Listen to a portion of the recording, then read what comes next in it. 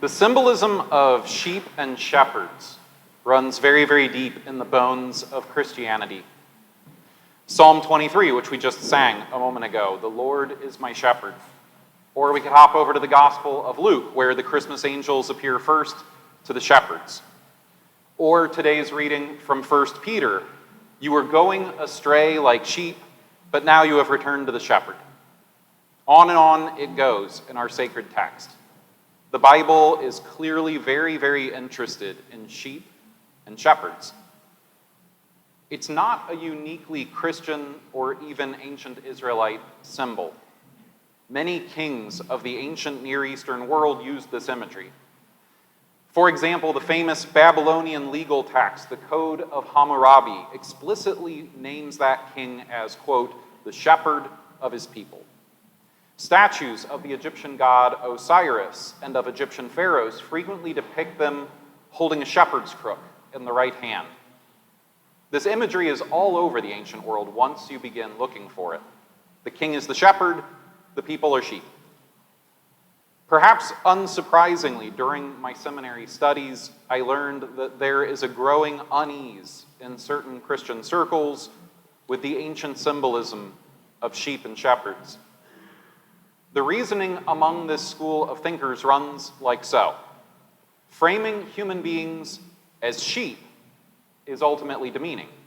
It suggests a lack of agency, and it renders people more susceptible to being misled and abused by whatever shepherd happens to be in authority over them. Again, more recently, while I was studying pastoral theology and working as a chaplain over at Good Samaritan Hospital, I learned that the entire discipline of pastoral theology, the branch of theology most concerned with how we directly care for and support human lives, it's increasingly looking for a new title.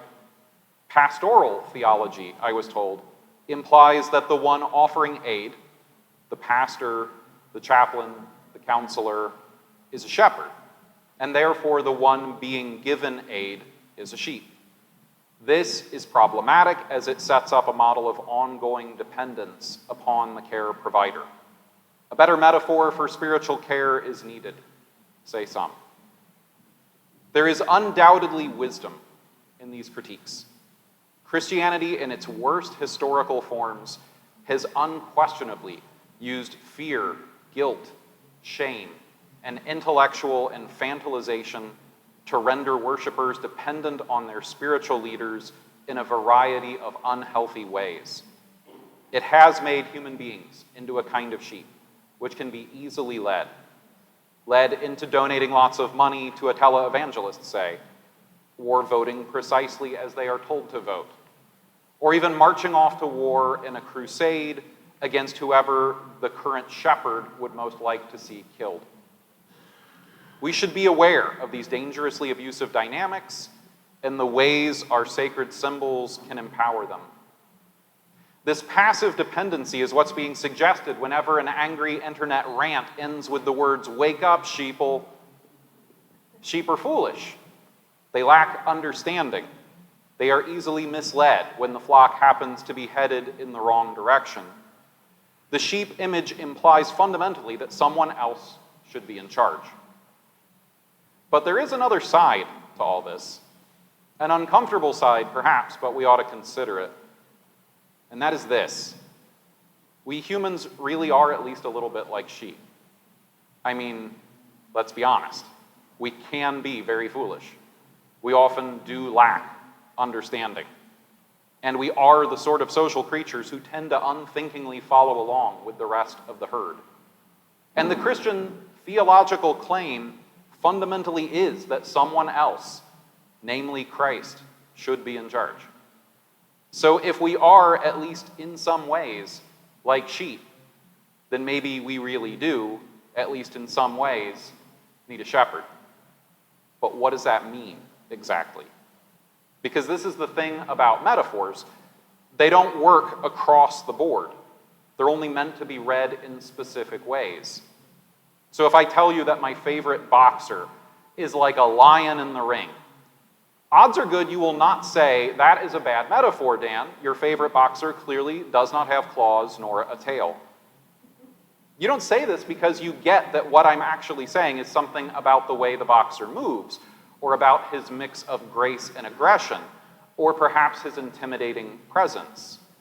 He's only like a lion in certain very specific ways. So if we want to grasp what Jesus is saying in today's gospel about the ways he is like a shepherd and we are like sheep, we need to look at the specific point of comparison which Jesus intends. So we can start by clearing away some of the concerning uses of the metaphor which we have already mentioned. While the Pharaoh and Hammurabi and other ancient kings were very interested in the pastoral metaphor as a way of establishing their complete and absolute priority over others, Jesus subverts that straight out of the gate. If today's gospel reading were to continue just one verse further into John's gospel, we would next read this: I am the good shepherd. The good shepherd lays down his life for the sheep. Jesus seems interested in actually contrasting himself against the classic shepherd kings of history. All who came before me are thieves and bandits, says Jesus. Unlike these previous shepherds, who may have protected the sheep, but who ultimately understood the sheep as beneath them, as commodities to ultimately be used for the shepherd's benefit, Jesus instead positions himself as the good shepherd, the one who actually loves the sheep, who sees them as valuable in their own right, who would even suffer and die for them. We Christians are not the flock of a garden variety ancient shepherd. And when Jesus uses sheep language, he doesn't seem to be suggesting passivity and blind submission. He instead seems interested in making a point about the inescapable nature of community, about the way our individual existence is completely bound up in the lives of others. In this respect, Jesus was drawing upon the earlier words of the prophets of Israel, figures like Isaiah, Jeremiah, and especially Ezekiel. These ancient poets used the symbolism of sheep and flock to describe the way that God draws his people together and forms them into a community, and also to make a point about how terribly vulnerable God's people can be when they are scattered apart, lonely, and isolated. Jesus draws upon all of this, but he also raises the stakes in today's reading. Jesus says that even when God's people are gathered together and we are snug in our sheepfold, we are still vulnerable. In fact, we may be in a kind of even greater danger, because that sheepfold, packed full of fluffy, cute little critters, makes a very tempting target for bandits. Bandits who may not have to work very hard if the sheep simply mistake them for the shepherd. Before we explore this point any further, we should stop and say a little bit about sheepfolds in Jesus' world.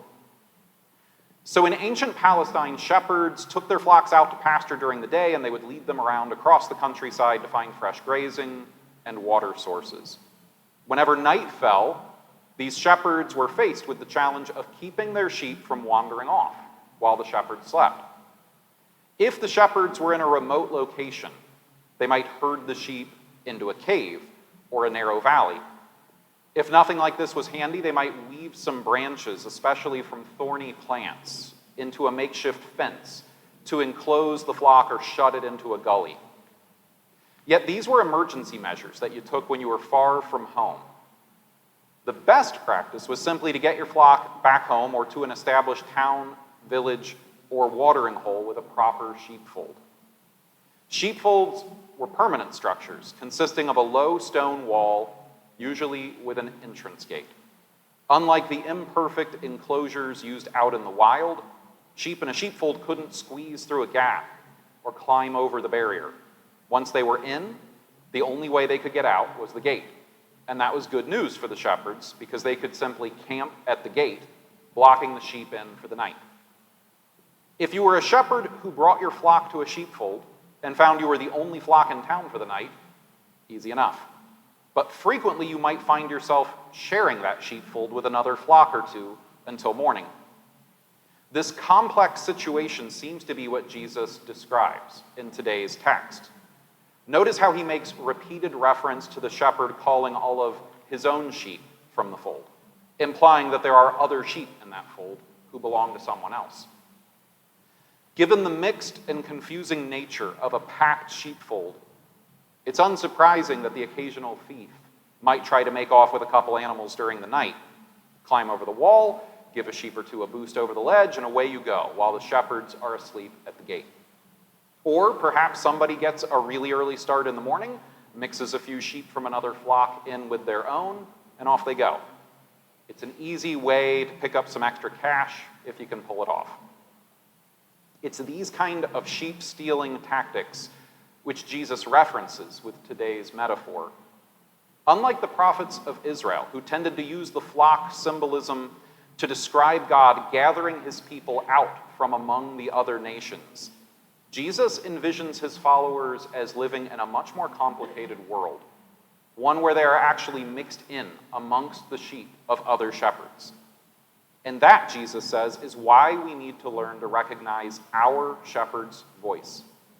It can be confusing and noisy when the calls are coming from all directions.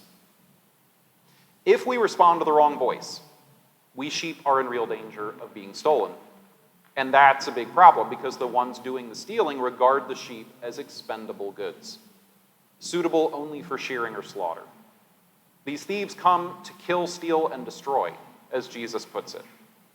Sheep who follow the wrong voice will never find the abundant life of the pasture where Jesus leads. They will end up in the cooking pot. We can imagine how Jesus' metaphor might apply to us today. As citizens of a diverse modern society, we are surrounded by folks who follow different shepherds. And that is not inherently a problem. Jesus doesn't seem to indicate that the mixed nature of the sheepfold is the issue. I mean, most of the time there is actually added safety in such a situation when you have multiple teams of shepherds all keeping watch on the same sheepfold at night. The trouble, says Jesus, is bandits. Not the honest shepherd of the sheep standing next to you, but the guy who intends to take what does not belong to him. The guy who pretends to be your shepherd when he isn't. History is littered with examples of such figures, claiming to be shepherds of Christ while seeking personal profit. Consider the medieval popes who used the church to advance their families' political interests. Or modern celebrity pastors shaking down the gullible so they can buy jets and mega mansions.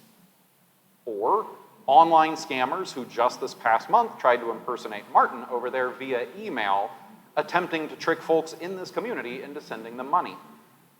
These examples of false shepherds are clear enough. But there are subtler forms of bandit out there. Bandits who require a more trained ear to distinguish from the true shepherd. Consider the preacher who says that only people who vote like them are real Christians. Or the one who says that a certain culture's approach to Christianity is clearly inherently superior to the others. Or the one who says we aren't really called to change this damaged world, but instead to shun and maybe escape it. Or the one who says we don't really need to love our enemies. I mean, they're the enemy after all. We need to stand against them, denounce them as the monsters they are. Wake up, sheeple. There are many, many voices calling out in our culture, all claiming to speak for Jesus. Some of them do bring healing, but some have come to kill, steal, and destroy. These false voices claiming to be the Good Shepherd have caused so much harm down through the centuries. These voices have discredited the Christian faith. They have led needy souls into the abyss of abuse and despair. These bandits have feasted on Christ's sheep. It's enough to make some people want to wash their hands of sheep and shepherds altogether. But there is more to say. Jesus likes the image of sheep because sheep suggest community. I mean, if Jesus wanted a metaphor about us learning to recognize our master's voice as individuals, I suppose he could have gone with dogs. But Jesus wants us to understand that we learn to discern his voice in community. We sheep may be misled when the herd goes the wrong way, but we can also learn from the flock when it leads us the right way. When we are new to the flock, we can look to the older and healthier sheep and notice what they're doing and which voice they are following. That is how we learn to recognize Christ's voice, by engaging with others, by listening to folks whose experience differs from us, whose learning and skills are different from us. The flock has critical insight to offer, which keeps us from getting lost on our own. As the prophet said, God gathers us together for a very good reason. Which brings us to this particular Sunday, my final Sunday here at Grace. For the past 7 months, I have been a grateful member of this flock. I have learned so much here in Portland from all of you. It has helped me to hear the voice of Jesus just a little clearer. Grace has made me a better Christian. I have learned from this community, from Sunday mornings, from coffee hours, from our adult formation classes, from Martin and Liz and Sue and so many other people who are sitting in this room right now, and online. The chapters of our life are always a bit shorter and more surprising than we imagine they will be. I will always be grateful for the short but eventful Portland chapter of my life and for the wonderful flock that I journeyed with while I was here. My hope is I have contributed something of lasting benefit in return. Because in the end, we sheep need each other. The part of us which resists our sheepiness, which hates that metaphor, which wants to believe that we are autonomous, self-made, that the time we spend with others does not ultimately make us who we are. That denial is simply wrong. We sheep are shaped by one another. We find our way to the pasture by learning from our flock. I am now headed to another corner of that pasture, but the good news is it's kind of a big pasture, and we will still share a shepherd. And in his pasture there is abundant life. Amen.